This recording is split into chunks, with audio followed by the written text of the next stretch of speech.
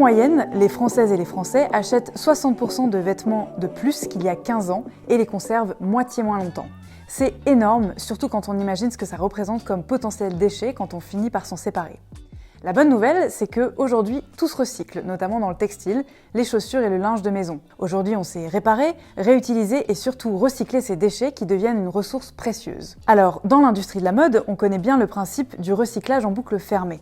On déconstruit un vêtement, par exemple des collants en polyamide usagés, qu'on va défibrer pour en faire un nouveau fil recyclé qui sera à nouveau tricoté pour reproduire d'autres vêtements. Mais est-ce que vous saviez qu'avec un vieux maillot de bain non réutilisable, on peut aussi faire des accessoires de sport, de loisirs, en polyamide, comme par exemple des boucles pour les sacs à dos ou encore des fixations de ski, des pédales ou des freins pour les vélos. C'est le principe du recyclage en boucle ouverte qui consiste à utiliser les déchets d'une industrie pour en faire la matière première utile d'une autre. Avec des textiles et du linge usagé non réutilisables, on développe de nouveaux matériaux à forte valeur ajoutée environnementale pour tout un tas d'autres secteurs, comme par exemple le sport et les loisirs.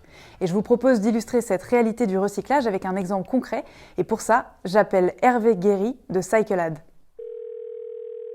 Bonjour. Bonjour Hervé. Est-ce que tu peux nous parler de ce que fait CycleAd avec du textile usagé? CycleAd est une start-up qui a inventé un nouveau procédé pour recycler des plastiques complexes qui n'ont pas de solution de recyclage à l'heure actuelle. Des habits et qui sont faits en polyamide élastane, qui sont des maillots de bain, des sous-vêtements, des t-shirts ou des leggings. À partir de maillots de bain, on va broyer du textile pour faire des produits comme cela. Puis avec notre technologie, on va en faire des grains, donc des grains matière. Et à partir de ces grains, on est capable de refaire de l'injection, donc de faire des produits plastiques. Exemple, ici, un mousqueton de sécurité sur lequel on est capable de prendre 90 kg et qui est issu de maillots de bain.